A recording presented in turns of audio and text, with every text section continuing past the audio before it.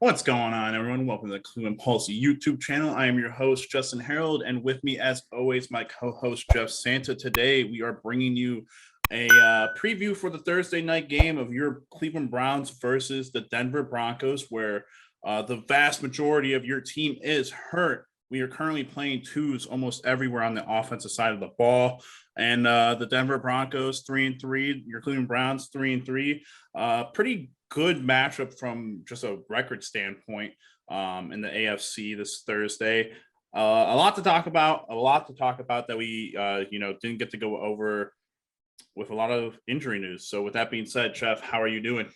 I'm doing good. Lots of injuries, lots of people that need to step up, but we've been doing it for a couple of weeks, so not really a surprise. Absolutely. And I'll just get right into it. Almost immediately, we speculated on Monday that Baker Mayfield was going to play Thursday. He has been taken out in place of Case Keenum starting. Kevin Stefanski saying that had it been, the turnaround from Sunday to Thursday was just too quick with the re-injury for Baker. Baker was optimistic that he was going to play, that he was going to gut it out. That ends his, I believe it was 51 games or 51 game streak, which is a bummer for him. Obviously, I think that's a big part of his persona is him trying to gut through.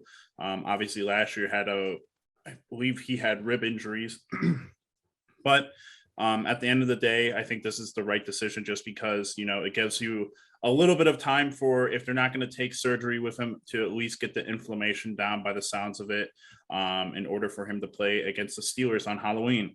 And so not only being the only injury we have, lots of injuries. This injury report's kind of just like riddled. And while I could just list off every single one of these players, we'll just make the big names known. Odell Beckham Jr. has not practiced. Jack Conklin and Jedrick Wills came back to practice today. Jadeveon Clowney was limited and is questionable. AJ Green, one of the corners, out. Malik Jackson, knee injury, was limited, is questionable. Going down, Mac Wilson, who should replace Jeremiah Owusu-Koramoah, was limited with a calf injury, is questionable. A lot of these calf injuries. JC Treader, questionable. I think that's always been a thing. Malcolm Smith, questionable for return. A lot to take in there. And that's not even the actual full in-depth report, Jeff. What are your thoughts on this? You sent this to me. So to keep it easy and to keep it simple, I think and I hope that if our defensive line, if all the starters are out there on the defensive line, which is plausible, I would say, if Clowney doesn't go, I honestly would not be surprised. And if all of our starters on the offensive line, which seems plausible, I guess Jedrick is your question mark there. I Conklin think too, I guess, but who knows? You would hope Conklin can play. You would hope 2 out of the 3 of them could play. Yeah. Basically, you're basically expecting Treader to go, and you're hoping that one of the other 2 could play. Yeah. Because I really don't want to see James Hudson out there again. But if that's the case, if Jedrick Wills is the only player out on both sides of the trenches, I think that everything else considered, I think we have a good chance to win this football game. Yeah, weirdly enough, even with all these injuries, you and I were talking for some reason, we still expect to win this game. I think Denver has gone 0-3 since the beginning of the season, obviously winning their first 3. I haven't pulled up any of the stats, but Teddy Bridgewater is currently a little shaken up, a little hurt, and their linebacker room has been the biggest talk over there for them in terms of injuries, missing a lot of their starters and a lot of their best players. So, both sides feeling it a little bit, both coming off of, short weeks. So you're hoping with the Broncos flying in and everything, we have a slight advantage in terms of just being at home. They're definitely not as talented as of right now with the some of the injuries they still have with Jerry Jeudy and some other players on their offensive side, but definitely not as talented as that Arizona Cardinals team. So hopefully, Case Keenum, who has been with Stefanski for a long time. When he made that run as the starter for the Minnesota Vikings, Stefanski was running the offense over there. So you hope to see, just some, I guess, consistency in the offensive play calling and with what Case Keenum can do for you. I was telling Jeff that and this is probably a conversation that we could get into. But before that, Jeff, is there anything you would like to say before we get into the inevitable conversation of Case Keenum being your quarterback? I would like to say something because this is kind of off topic. Go for it. And a lot of times with reporting and covering the team, hindsight's 2020. We talk about this a lot. Absolutely. And you're not going to be 100% if you're a player, with your abilities. You're not going to be 100% as a player.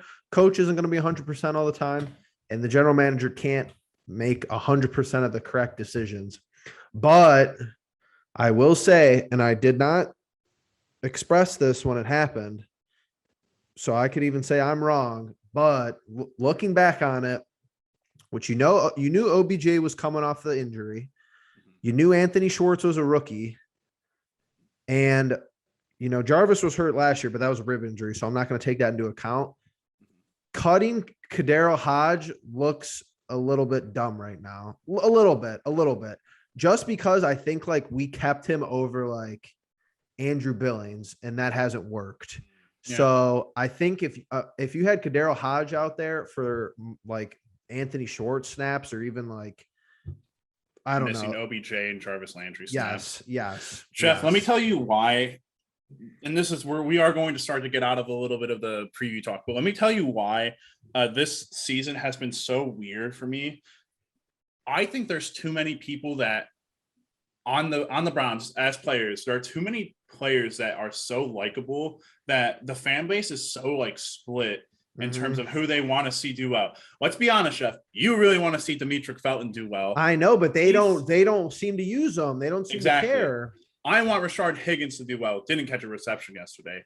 People want to see Donovan Peoples-Jones do well. He's had 2 good games in a row. Hopefully he'll go for a third. People want to see OBJ. Last game with his stats were skewed, though. He's had one good game. Of course.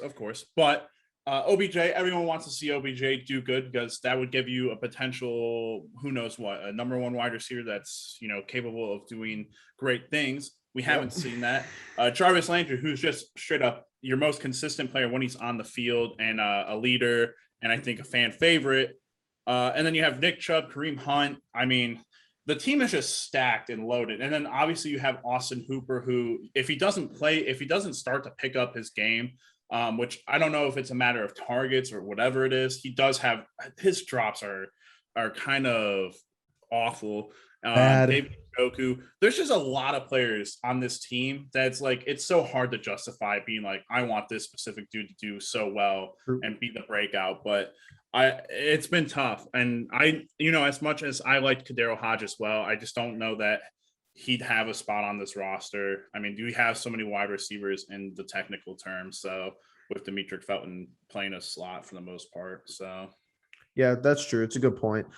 Too many wide receiver moving pieces, honestly, and the tight ends. If we didn't have 3 tight ends, it'd be a totally different story. But it's you got 3 tight ends that you actually think are good pass catchers is the problem. And you can't get any of them going. One of them has a good game, and then the next one, maybe, Harrison Bryant, I mean, the dude was a stud last year, and he's caught 1 good pass this year, which was a long one. I mean, I think it was 30 plus yards.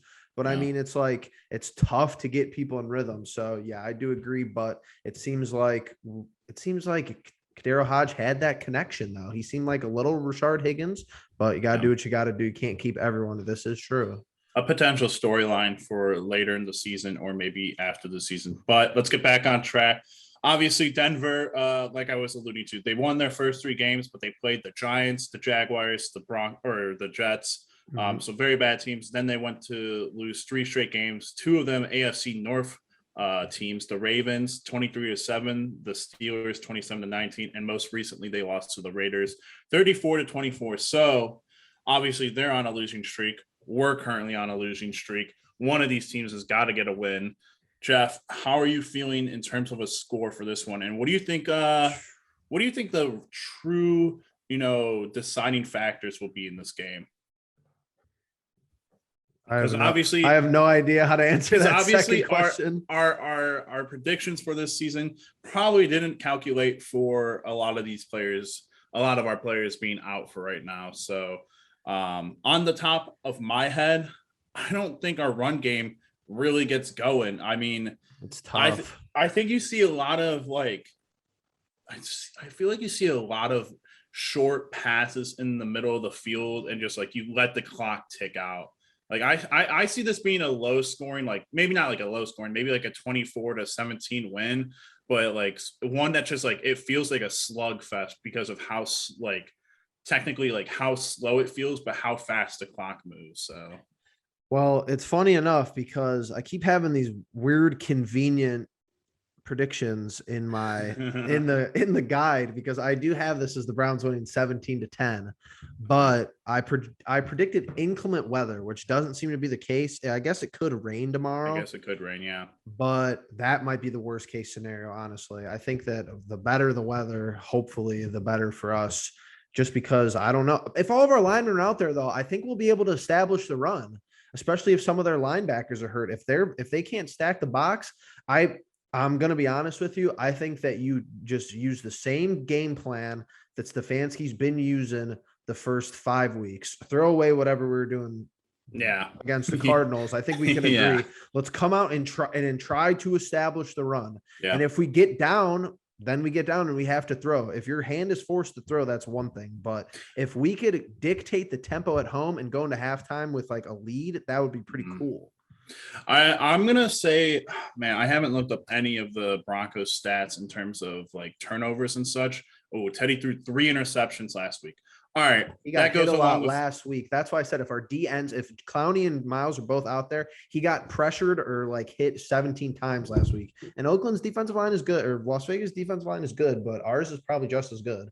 Yeah, I'm gonna go out on a limb and say, you know, we get an interception in this game. I like we haven't had one in so long, and I feel like it's time for either Denzel or Greg Newsom to get an interception, or hopefully, God, maybe John Johnson that would, you know, pick up the morale of the safeties in there. But hopefully we can get 1 or 2 turnovers. That would be super beneficial. But yeah, this game's really hard to dictate just because of all the injuries we listed off, and we didn't even say Jarvis Landry is potentially going to come back. They have to make a decision by 4:00 tomorrow, but I mean, they might just let him sit if Odell's going to sit and just like have them go to work with the 2 squad. I mean, to be fair, that's who all of the reps are going to with Case Keenum in the past 6 weeks are the 2s. So who knows? That could potentially be beneficial, but also like that doesn't make a whole lot of sense. I'm just kind of spewing shit right now because it's so weird that halfway through the season, we're not even close to our bye week, and we're already